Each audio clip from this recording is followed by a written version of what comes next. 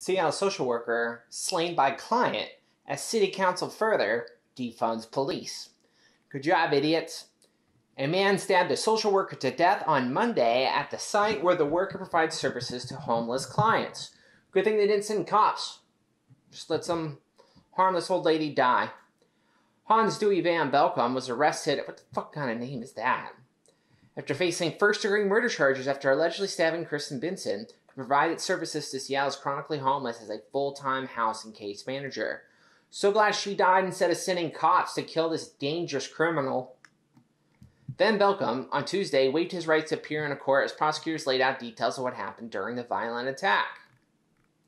The homicide follows the sadly familiar narrative of crimes committed by Seattle's chronically homeless. They're probably homeless because they're pieces of shit. Prosecutors said Van-Belkum is seen on surveillance cameras going into Benson's office with a knife and then stabbing her multiple times. Investigators say the 58-year-old, formerly homeless suspect, suffered from schizophrenia and may have been upset because he believed that his Social Security benefits were going to be taken away from him. Some people just be put out to pasture. We overvalue life here in the U.S. According to Seattle police, shortly before 11 a.m., witnesses called 911 to report that a woman had been stabbed in these apartments on 1 Avenue. Officers arrived within moments and began providing aid to the victim. Medics arrived shortly after they took over life-saving efforts, but the victim was declared dead at the scene. Some humans are less valuable than others, and unfortunately, this more valuable human is dead because we value the life of subhuman garbage. After being on the run for several hours, officers found and arrested Van-Belkum in the Belltown neighborhood just before 4 p.m. Homicide detectives booked him into King County Jail for murder. This strategy was the second stabbing in Seattle in a day after the third in 4 days. It was also with grim milestone the 54th homicide in Seattle in 2020, which has been more than doubled all the 28 homicides in the 2019. Remember, defund the police. What's the worst that can happen? Seattle interim police chief Adrian Diaz recently said that he does not believe that the city is safe. It's not. You defunded all the police. Hold on. I need to check something.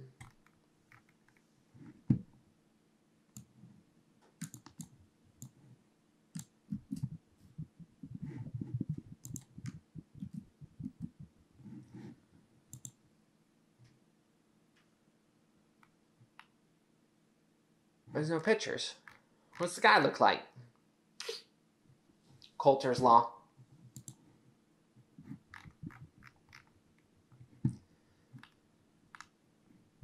The Seattle Council finalized the 2020 budget, slashing another 20% from the police is partially rejected to the social workers to provide services to homeless. It's working out so well. Earlier this year, Seattle Council defunded navigation team made up of police, social workers, and waste management personnel who handled Seattle's homeless and directed them to services. Crime is a regular occurrence among the Seattle homeless population and has seen a radical spike since the council's defunding actions have begun. See, crime's not caused by poverty. Poverty's caused by crime. There's a difference. Seattle City Council member Andrew Lewis, shitbag, introduced a legislation in October that allowed more than $2 million for the new homeless outreach model to replace the city's navigation team.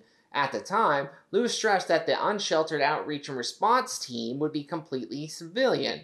The city practice of using armed and uniformed police as agents of homelessness outreach and coordination is resolutely over.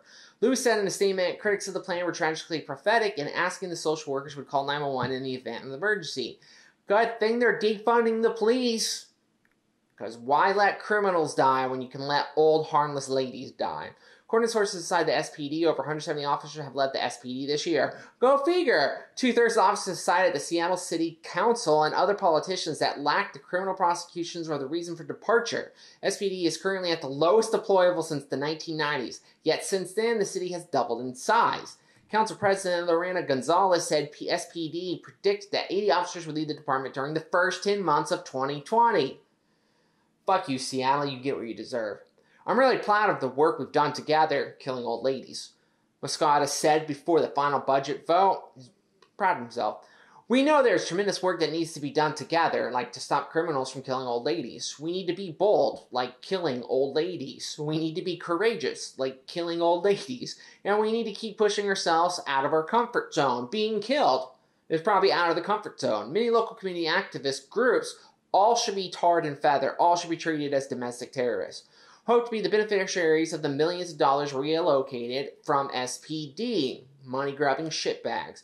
One of them is Plymouth Housing, which should be abolished, which seeks to end homelessness through a housing-first model. Earlier this year in January, 50-year-old Tiana Jackson, a resident of Plymouth, was killed during a mass shooting in the downtown Seattle. Wonder who carried out that mass shooting?